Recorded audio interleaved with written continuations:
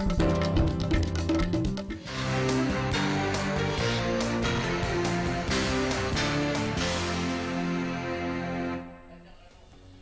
evening, namaskar, and welcome back to Express News with me, Deepika, your one-stop destination for all that is happening across the country and the world. Let's begin.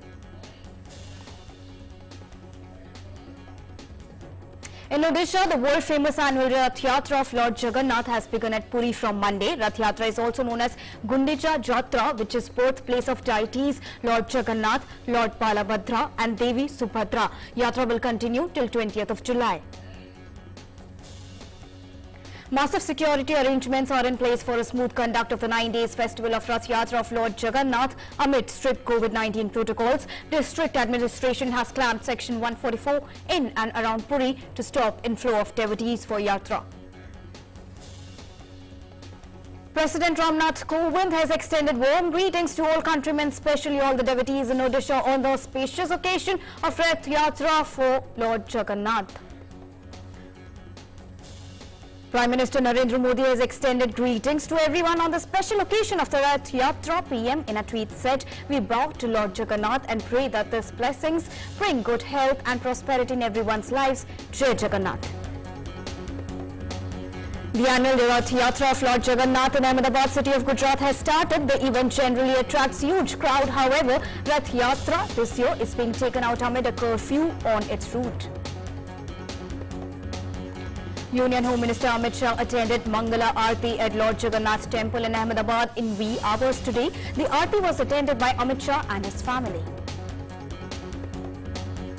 Union Minister of Education Dharmendra Pradhan visited Jagannath Mandir in Hauz Khas to seek blessings from Mahaprabhu Jagannath and the Holy Trinity along with family on the auspicious occasion of Rath Yatra.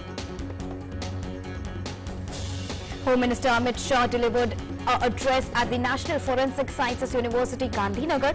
Amit Shah said that more branches of National Forensic Sciences University will be opened in other states. Forensic science helps in investigation of criminal cases. Central Public Works Department is celebrating its 167th year of establishment. Union Minister for Housing and Urban Affairs Hardeep Singh Puri hailed the organization for providing effective services from project conception to completion and maintenance management in spite of the challenges posed by COVID-19. Madhya Pradesh Chief Minister Shivraj Singh Chauhan met Defence Minister Rajnath Singh at his residence in New Delhi. During the meeting, Shivraj Singh Chauhan discussed on setting up of defence cluster in Jabalpur. Lok Sabha Speaker Om Birla conducted an inspection of preparation for monsoon session of Parliament. Monsoon session of Parliament will take place from 19th July to 14th of August. COVID-19 protocols will be followed during monsoon session. An all-party meeting will be held on 18th of July ahead of monsoon session of Parliament. Lok Sabha Speaker expects cooperation from leaders of all political parties for smooth conduct of Parliament. Proceeding in both the Houses of Parliament will run from 11 AM to 6 PM during monsoon session of the Parliament. Union Minister of Health and Family Welfare and Minister of Chemical and Fertilizers Mansukh Mandaviya virtually inaugurated 2 PSA plants at Sir TAKHTASINHJI Hospital, Bhavnagar, Gujarat. Reiterating Prime Minister Narendra Modi's vision for the country, Mansukh Mandaviya said that the country is working in the spirit of Lok Bhagidari through a whole-of-society approach to keep the country safe from COVID-19.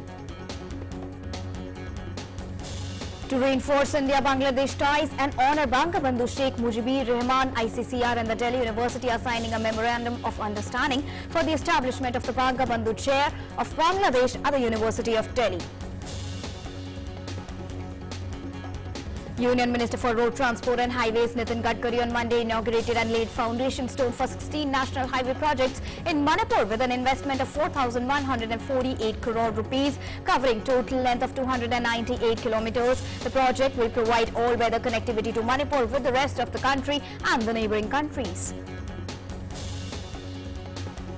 Incessant rainfall in Himachal Pradesh has crippled the normal life. Heavy rainfall triggered a flood-like situation. The Mandi-Pathankot highway in the state was blocked. Prime Minister Narendra Modi in a tweet said that situation in Himachal Pradesh due to heavy rains is being closely monitored. Authorities are working with the state governments. All possible support is being extended. I pray for the safety of those in affected areas. Prime Minister Narendra Modi has announced an ex gratia of rupees 2 lakh each from PMNRF to the next of kin of those who lost their lives due to lightning in parts of Rajasthan, Uttar Pradesh, and 50,000 rupees would be provided to the insured. In Bihar, the water level of the rivers of Atwara group including Gandak, Puri Gandak, Bagmati, Kosi, Kamla Balan continue to rise due to the rains in the catchment areas of Nepal. Many of them are flowing above the danger mark at most places. In Khagadia, Kosi and Bagmati rivers are playing havoc as the water has entered some new areas. Rao Inderjeet Singh on Monday took charge as Union Minister of State in the Ministry of Corporate Affairs. He already holds Union Minister of State independent charges for Ministry of Statistics and Program Implementation as also for the Ministry of Planning. The 30-share SENSEX on Monday plunged 13.50 points to end at 52,372.69. However, the 50-share NIFTY gained 2.80 points to end at 15,692.60. Coal prices on Monday declined by 209 rupees to end at 47,714 per 10 grams. The prices of silver fell by 566 rupees to settle at 68,731 per kilogram. Rupee gained 6 paise on Monday to close at 74.58 against US dollar. Brent crude futures, the global oil benchmark fell 1.48% to USD 74.43 per barrel. The International Financial Services Centres Authority has issued a framework for setting up and operating International Trade Finance Services platform for providing trade finance services at international financial services centers. The framework will enable exporters and importers to avail various types of trade finance facilities at competitive terms for their international trade transactions through a dedicated electronic platform. This framework will provide an opportunity to the participants to avail trade finance facilities for trade transactions such as export and invoice trade financing, reverse trade financing, bill discounting, under letter of credit, supply chain finance for exporters, among others on the ITFS platforms.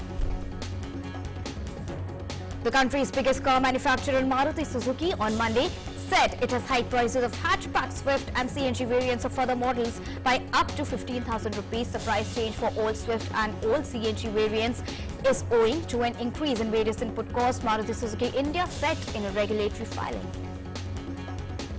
In a significant milestone in its fight against COVID-19, India's cumulative recoveries has exceeded 3 crore people. Out of the people infected since the beginning of the pandemic, 3,14,713 people have already recovered from COVID-19 and 39,649 patients have recovered in the last 24 hours. India's cumulative vaccination coverage exceeded 37.73 crore. A total of 37 crore 73,52,501 vaccine doses have been administered till 7 a.m. Monday.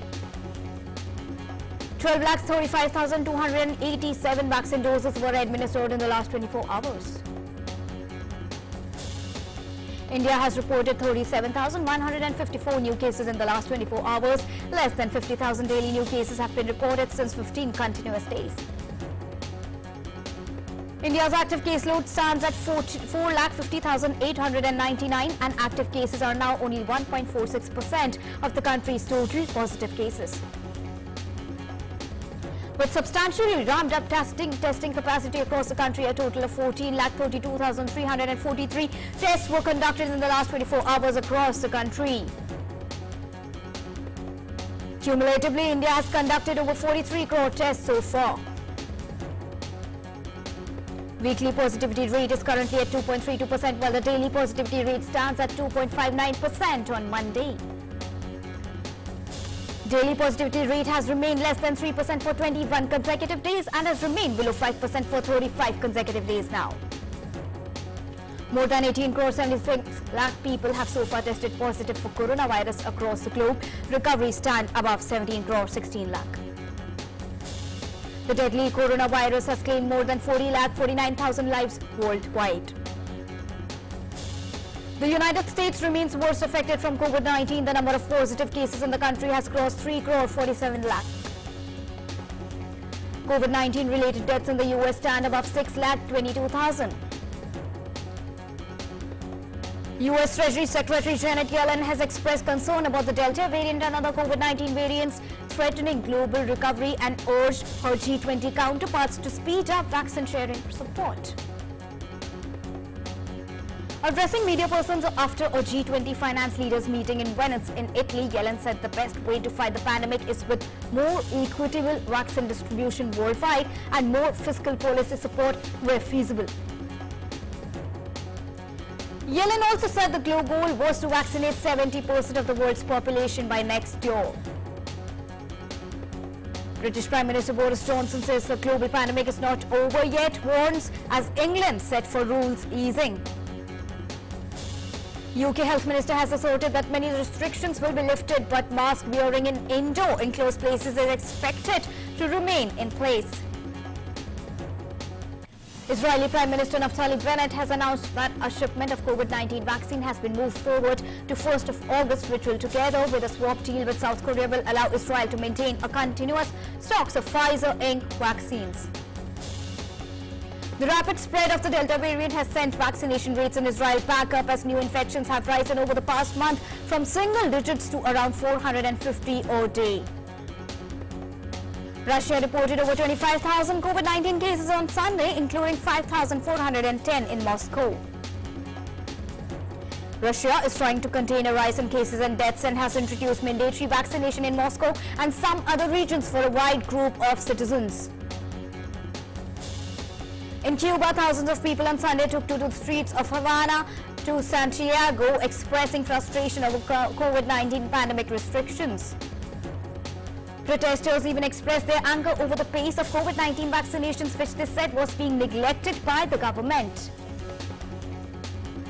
Bangladesh government begins administering the Chinese Sinopharm vaccine across the country, while the Moderna COVID-19 vaccine will be given from Tuesday in 12 city corporation areas.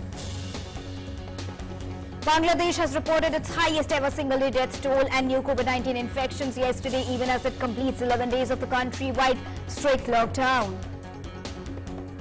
Armed civilians and Afghan forces on Sunday repelled Taliban attacks and inflicted heavy casualties on the group in the northern Pakhar province. Talks between Afghan government and Taliban negotiators in Qatar have failed to make substantive progress, though the warring sides have been holding meetings in recent days. The death toll in the collapse of a Miami area condominium rose to 90 on Sunday as rescue workers continued their grim search for human remains in the building's wreckage. A manhunt continues for the assassin of Haiti's President Jovenel Moïse. So far, more than 2,000 suspects have been arrested, including Haitian Americans and retired members of the Colombian military.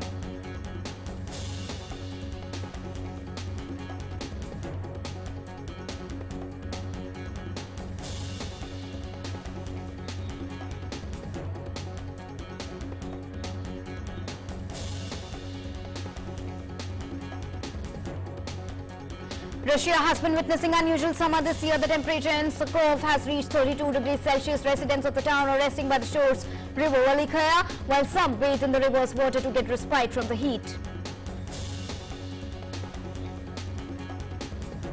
And talking about the heat wave, mandatory evacuations have been ordered along Northern California's border with Nevada as a wildfire exploded in size over the weekend.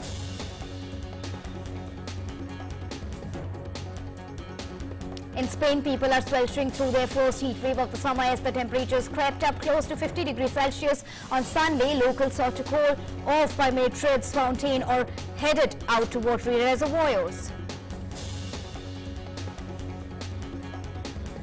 Bulgaria's parliamentary elections failed to produce a clear winner on Sunday. According to the exit polls, the new anti-elite party, There is Such a People, is narrowly ahead of the center-right GERB party of former Premier Boyko Borisov.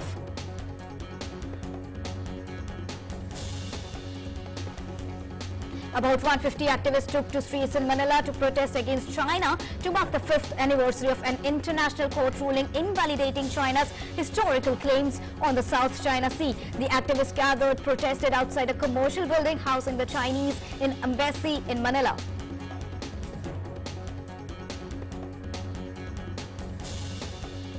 Activists held anti-China placards and demanded the Chinese government respect the arbitral award by allowing Filipino fishermen to fish freely in an area of the South China Sea designated by the Philippine government as the West Philippine Sea.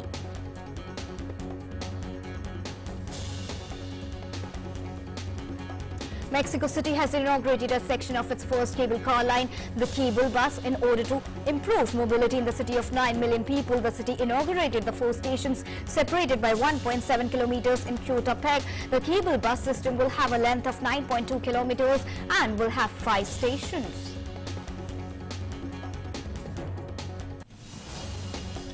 Each cable bus air cabin has 10 seats and large windows for ventilation due to the coronavirus pandemic. At the moment, only 6 passengers will be allowed. The system can facilitate the air transfer of about 48,000 passengers to the India's Verdes metro station.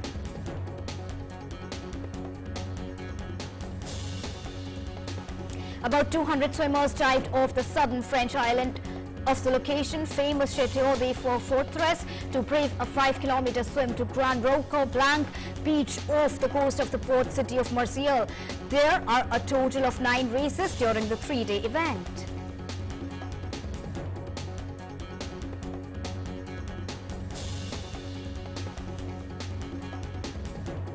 The swim dubbed the MONTE-CRISTO Challenge is an aquatic race created in the year 1999 and inspired by the escape of Alexander Dumas' character of Edmond Dantès in the 1844 novel The Count of Monte Cristo. During the race, swimmers jump into the Mediterranean and have to achieve the same feat without using fins.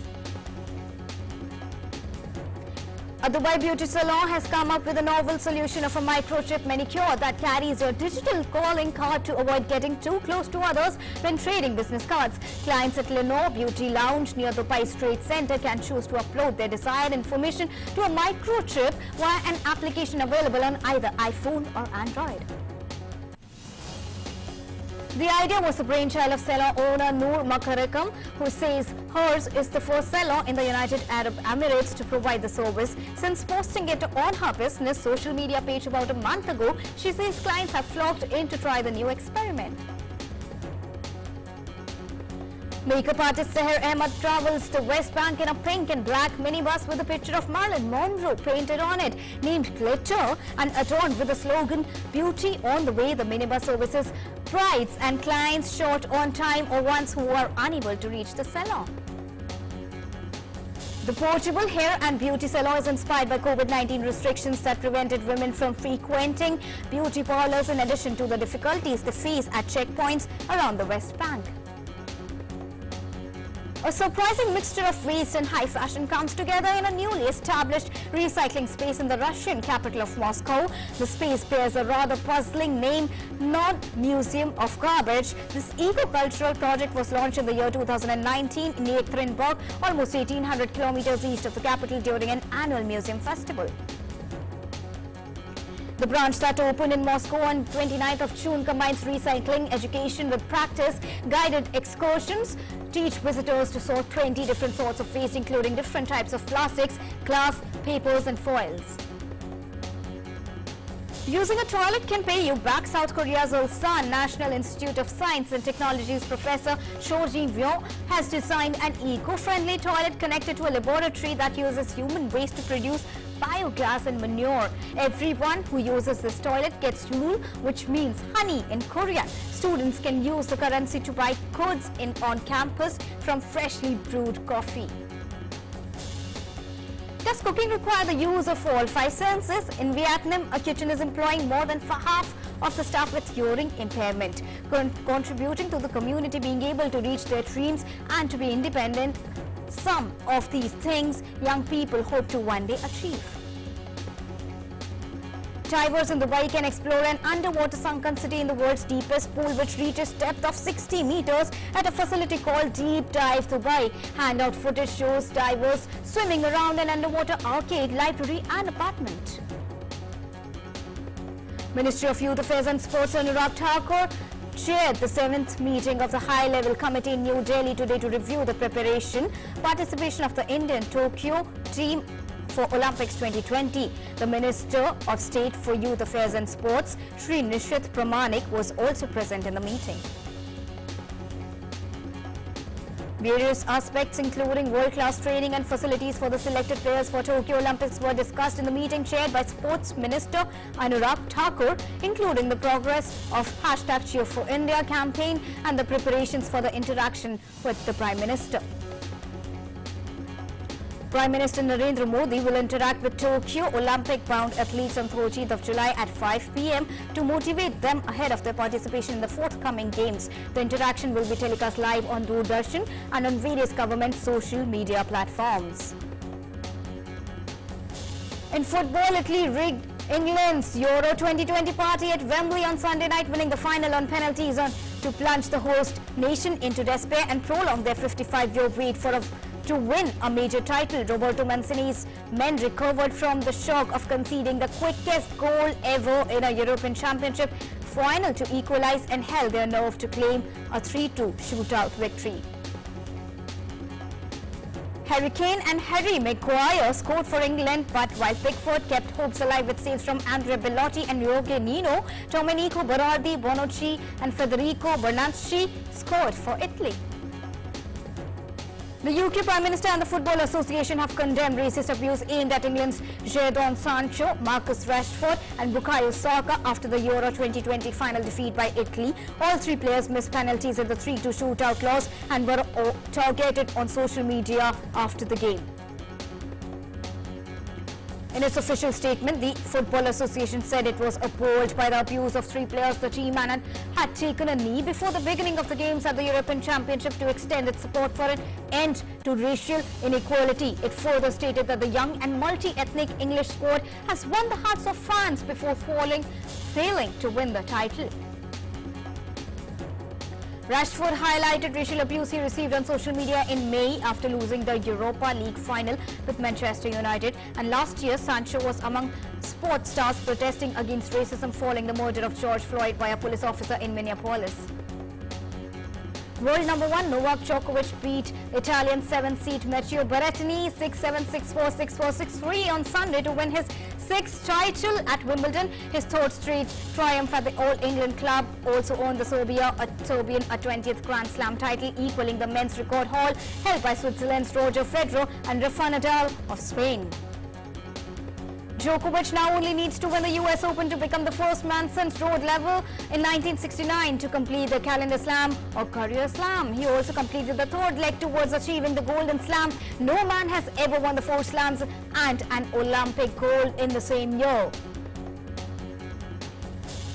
Actor Suraya's hit Tamil film Sura Rai Potru is getting a Hindi remake. 2D Entertainment and Abantentia Entertainment have teamed up to produce the upcoming project.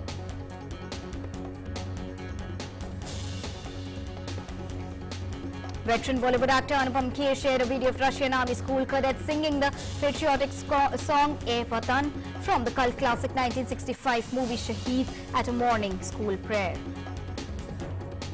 Actor Kangana Ranaut treated her fans to the making of her intriguing and fiery agent Agni look from her upcoming action thriller Thakkar. She shared a picture on Instagram story in which she could be seen getting transformed into her agent Agni character. Actor Akshay Kumar has put on extra kilos for his role in the upcoming movie Raksha Bandhan and has no qualms about it as he eats halwa cooked by his mother. As Dil Hai Ki Manta Nahi completed 30 years of its release, actor-director Pooja Bhatt took a stroll down memory lane and recalled working on the romantic film which also starred actor Amir Khan. World's most prestigious film festival Cannes is underway in France. Japanese director Ryusuke Hamaguchi's latest movie, Drive My Car, is being premiered at the festival. Italian amateur filmmaker Noni Maratti led the cast of his new movie 3 Floors on the Cannes Film Festival red carpet for the film's world premiere. 3 Floor screening in competition at Cannes centers around a Roman apartment building and the intertwined lives of its residents. Featuring Anne Frank's imaginary friend Kitty at its guiding force, a new animated film was presented at the Cannes Film Festival. The film seeks to reconnect one of the defining stories of the World War II Holocaust against the truce to the present day and a new audience.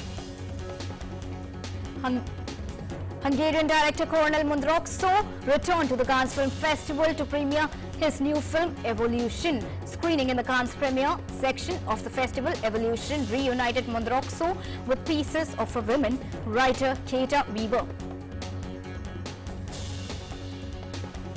Disney and Marvel superhero adventure Black Widow starring Scarlett Johansson grossed a massive $80 million on its first week, making it to the biggest opening since the pandemic.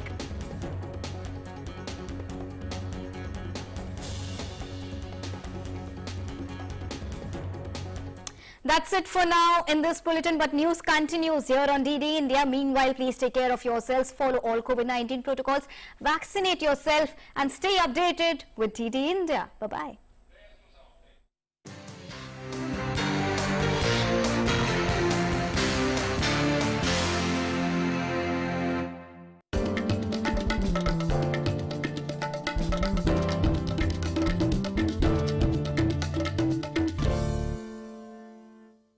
Namaste land.